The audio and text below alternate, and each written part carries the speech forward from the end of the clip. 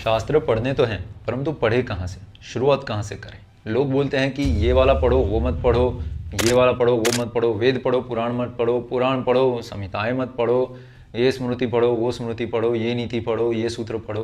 परंतु शुरुआत कहाँ से करें, क्योंकि हमारे यहाँ तो हज़ारों हज़ारों शास्त्र हैं, उसमें भी हज़ारों हज़ारों टीकाएँ हैं हर शास्त्र के ऊपर। तो ऐसे में हम किस लेवल पे है उसके अनुसार हम शुरुआत कहाँ से करें, कौन से शास्त्र के बाद कौन से शास्त्र पढ़ने चाहिए, कहाँ से पढ़ने चाहिए, कौन से हमारे पास ऑप्शंस हैं, इन सभी के बारे में आज हम इस वीडियो में बात करेंगे। परंतु और कुछ भी जाने उससे पहले हमारे लिए यह जानना बहुत आवश्यक है कि यदि आप शास्त्र पढ़ना चाहते हो तो आपकी शास्त्रों से एक्सपेक्टेशंस क्या है, आप किस एक्सपेक्टेशन के साथ, किस उद्देश्य के साथ आप पढ़ना चाहते हो। तो यदि आप शुरू कर रहे हो तो आपको यह दिखेगा कि इनमें से ही, इन 5 में से ही एक आपका जनरली उद्देश्य होता है शास्त्र पढ़ने का।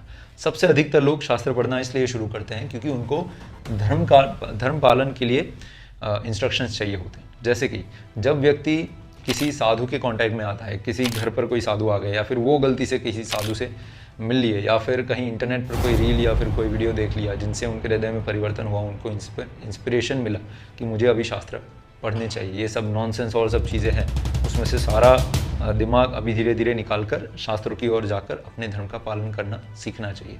तो उसके लिए लोग, अधिकतर लोग धर्म पालन के लिए शास्त्र पढ़ना चाहते हैं। दूसरा इंटेंशन होता है मोक्ष प्राप्ति, जिसको हम भक्ति भी कह सकते हैं। मोक्ष के बहुत सारे प्रकार हैं वैसे देखें तो, हालांकि this is not that video जिसके अंदर हम यह बात करेंगे, परंतु हाँ, यहाँ पर हम दोनों को एक में ही ले लेंगे, भक्ति और मोक्ष। किसी को भक्ति प्राप्त करने के लिए शास्त्र पढ़ने होते हैं, या फिर मोक्ष प्राप्त करने के लिए शास्त्र पढ़ने होते हैं। ये दूसरा उद्देश्य हो गया। तीसरा उद्देश्य होता है कि कोई व्यक्ति बस जिज्ञासु है, क्यूरियस है शास्त्रों को पढ़ने के लिए, जिसके 3 प्रकार के लोग इसके अंदर हो सकते हैं। सबसे पहला है कि श्रद्धावान लोग हैं, जिनको श्रद्धा है, अपने धर्म पर, सनातन संस्कृति पर श्रद्धा है। अब बस ये है कि अब तक वो कभी पढ़ नहीं पाए, परंतु अब वे पढ़ना चाहते हैं, तो वो श्रद्धा के साथ शुरू करते हैं।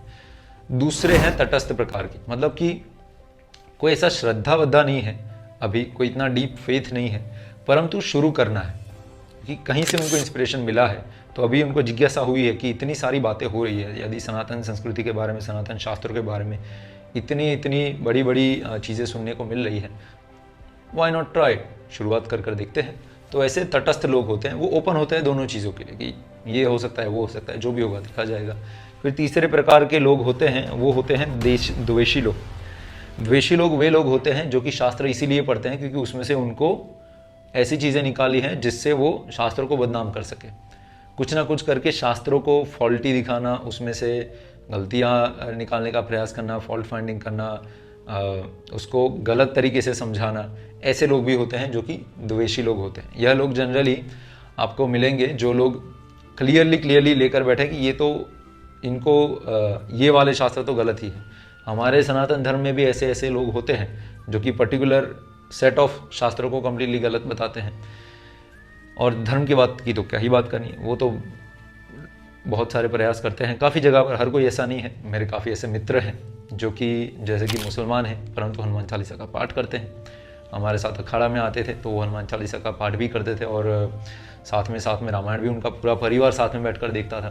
तो ऐसे भी लोग हैं, ऐसा नहीं है कि हर कोई ऐसा होता है, परंतु कुछ लोग तो हैं जो ऐसा प्रयास कर रहे हैं, तो वो लोग द्वेषी लोग हैं।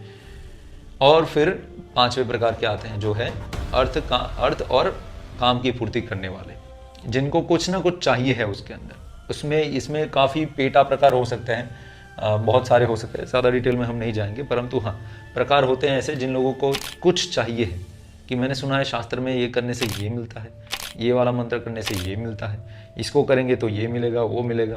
तो अपने अर्थ की प्राप्ति करने के लिए, अपने काम की पूर्ति करने के लिए भी लोग शास्त्रों का पठन करना चाहते हैं। हालांकि अर्थ की एक्चुअली प्राप्ति धर्म का पालन करने से ही होती है, परंतु that is the topic for some other day. तो मुख्य इतने प्रकार के लोग होते हैं। अब इनमें से आपको इतना हम गारंटी दे सकते हैं कि जो द्वेषी लोग हैं ना, जो अपने द्वेष के भाव से शास्त्र पढ़ने का प्रयास कर रहे हैं, वो कभी भी शास्त्र को न समझ सकते हैं और न ही उसको कभी रियलाइज़ कर सकते हैं। फिर वो कहीं से भी पढ़े, कोई फ़र्क ही नहीं पड़ता उनके लिए, ठीक है। तो द्वेषी लोगों के लिए वैसे सच में देखे तो वो कहीं से भी पढ़े, हमको कोई फ़र्क पड़ना भी नहीं चाहिए। जिन्होंने क्लियरली वही करके बैठ गए हैं कि नहीं, मैं तो नहीं मानता हूँ, मुझे पढ़ना क्यों है, क्योंकि मुझे पता है कि ये गलत है और मैं उसको प्रूव करके रहूँगा, एंड आई एम श्योर, मतलब अपना ईगो लेकर बैठे हैं। तो ऐसे लोगों के लिए आप भूल जाइए, वो उनका रियलाइजेशन या फिर उनका अंडरस्टैंडिंग शास्त्रों में कभी नहीं बैठेगा। उनसे थोड़े अच्छे हैं वो लोग जो लोग अर्थ और काम की पूर्ति के लिए शास्त्र पढ़ते हैं, प्रॉब्लम नहीं है।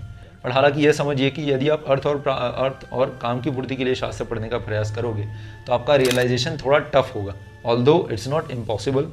ऐसा नहीं है कि कुछ नहीं होगा उससे। हमने बहुत सारे ऐसे लोग देखे हैं जो लोग किसी ना किसी इच्छा से भक्ति शुरू करते हैं, किसी ना किसी इच्छा से शास्त्र पढ़ना शुरू करते हैं, परंतु फिर उनका पूरा हृदय परिवर्तन हो जाता है शास्त्र पढ़ने से, और उनकी इच्छाएं और ये सारी चीज़ें फिर निकल जाती है। तो हालांकि यदि आप इसको लेकर बहुत एडमेंट है, बहुत ही ज़िद्दी है कि नहीं मुझे तो ये करना है इसलिए ही पढ़ना है, ये है वो है, तो थोड़ा टफ हो सकता है, बट फिर भी आपको पढ़ना चाहिए।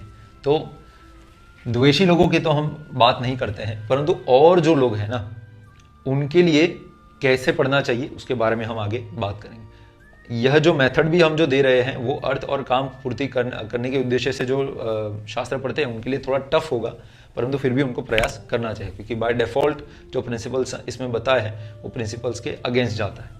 फिर भी आपको प्रयास करना चाहिए, जिससे आपको पता चलेगा कि यदि आप प्रयास भी करते हो ना, तब आपको पता चलेगा कि जो आप मांग रहे थे, जो काम की पूर्ति, जो अर्थ की प्राप्ति के लिए जो ये सब कर रहे थे, वो सच में इतनी बड़ी चीज़ थी नहीं।